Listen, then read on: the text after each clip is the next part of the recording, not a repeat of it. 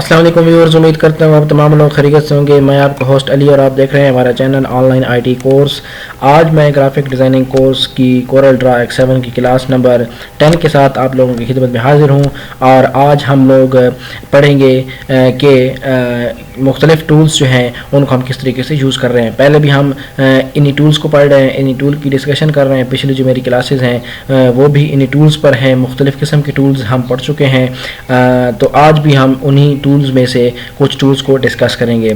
तो यहाँ पर जो है आज हम डिस्कस करने लगे हैं वर्चुअल सेगमेंट डिलीट और अरेजर टूल को यहाँ पर हम डिस्कस करेंगे।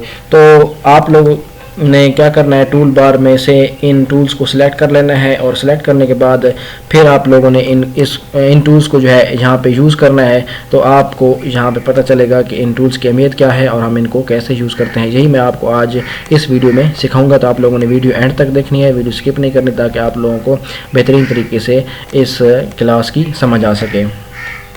तो चलें अपनी क्लास की तरफ चलते हैं। मैं यहाँ पे कोई भी एक ऑब्जेक्ट ड्रा करता हूँ और उसके बाद आपको समझाता हूँ कि आप लोगों ने इसको किस तरीके से यूज़ करना है। तो मैं यहाँ पे ये मैंने एक लाइन ड्रा की, ये मैंने एक लाइन ड्रा की, ये मैंने एक लाइन ड्रा की, ये लाइन ड्रा की, ये लाइन ड्रा की, उसके बाद ये एक लाइन ड्रा की। ठीक हो गया, ये मैंने मुख्तलिफ़ लाइनें ड्रा कर ली। उसके बाद अब मैं आपको समझाता हूँ कि आप लोगों ने इनको जो है किस तरीके से इसके ऊपर वो अपना जो सेगमेंट डिलीट टूल है उसको किस तरीके से यूज़ करना है। ये मैंने एक सेगमेंट के ड्रा कर लिया। उसके बाद मैं टूल बार में जाऊंगा और टूल बार में तीसरे नंबर पर आपको ये टूल मिलेगा। जहाँ पे मैं आपको दिखा दूँ कि टूल बार कहाँ पे मौजूद होता है। बिल्कुल आपके लेफ़्ट साइड पे टूल बार मौजूद है, ये वाला, और इसके तीसरे नंबर पर एक टूल मौजूद है। इसका जो मेन टूल है वो है क्राफ्ट टूल, और इसके सब टूल्स में ये टूल्स मौजूद हैं जो मैं आज आपको पढ़ाने वाला हूँ। तो ये आपने यहाँ से सेलेक्ट करना है। ये जैसे ही आप इस पर क्लिक करेंगे तो इस किस्म का आपको इंटरफेस नज़र आएगा और इसमें तीसरे नंबर पर वर्चुअल सेगमेंट डिलीट टूल मौजूद है। इसको आप लोगों ने सिलेक्ट कर लेना है। जैसे ही आप लोग इसको सिलेक्ट करेंगे तो इस किस्म का पॉइंटर आपका शो होगा।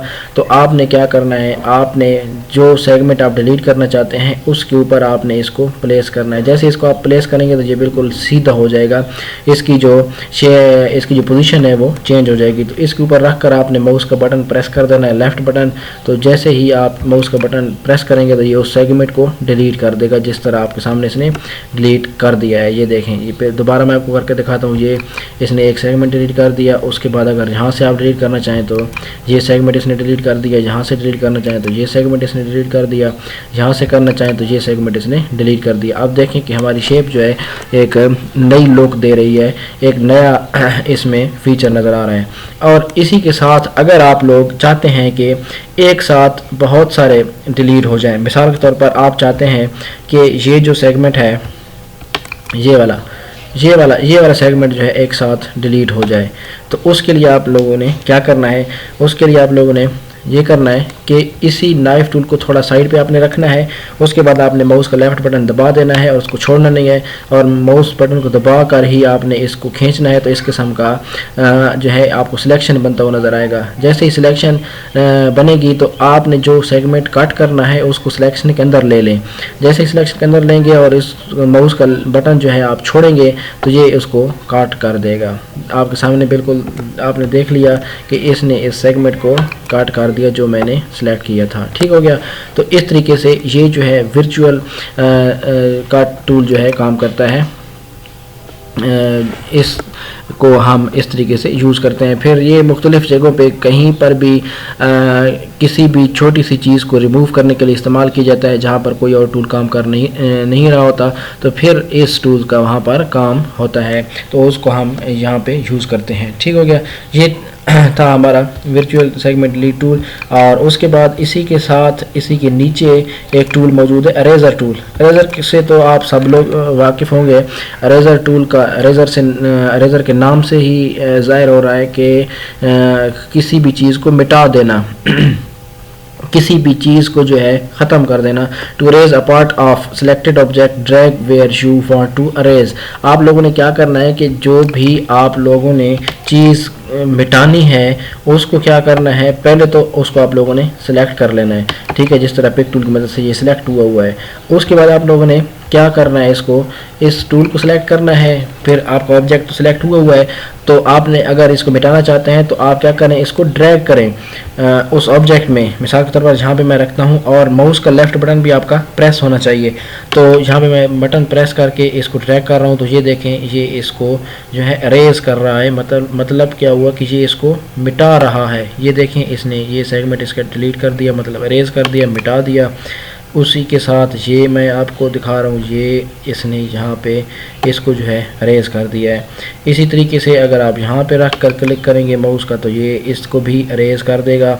अब ये जो है इस तरीके से इरेज़र टूल जो है आपका काम करता है। और ये एक बात का ख्याल रखना है आप लोगों ने कि जो ऑब्जेक्ट आप लोगों ने डिलीट करना है, अरेज करना है, उसका सिलेक्ट होना लाजमी है, वो सिलेक्ट होना चाहिए आपका।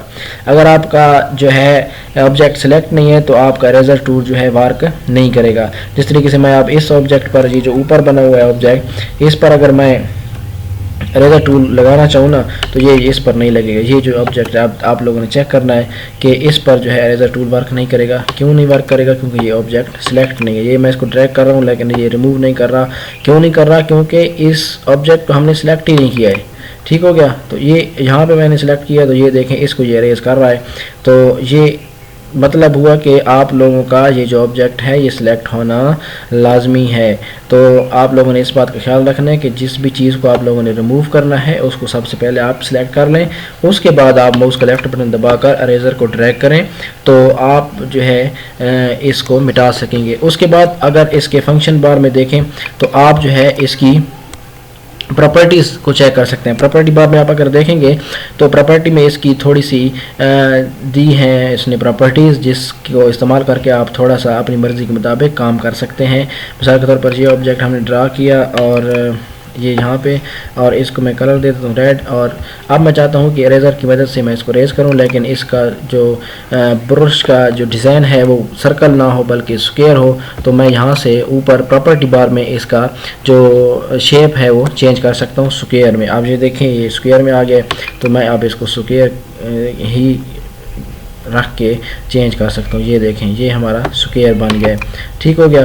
तो ये यहाँ पे हमने इसको स्क्वायर की मदद से कट कर लिए। अभी अगर आप चाहते हैं कि एक सेगमेंट में यहाँ से कट करूँ और फिर दूसरा यहाँ से कट करूँ और सीधी लाइन में आए, तो आप लोगों ने क्या करना है, यहाँ पर इस अपने इरेज़र को प्लेस करना है। प्लेस करने के बाद आप लोगों ने एक दफ़ा क्लिक करके छोड़ देना है।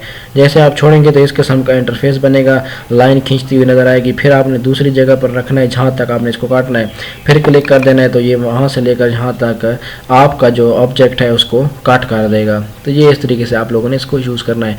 इसका साइज़ भी आप कम या ज़्यादा कर सकते हैं। ऊपर ये आपको नज़र आ रहा है 75 पिक्सल, तो इसको आप कम कर दें 50 पिक्सल्स कर दें, तो ये आपका इसका साइज़ जो है ये कम हो जाएगा जिस तरीके से आपको नज़र आ रहा है। तो ये इस तरीके से आप लोगों ने इसको इस्तेमाल करना है। ठीक हो गया।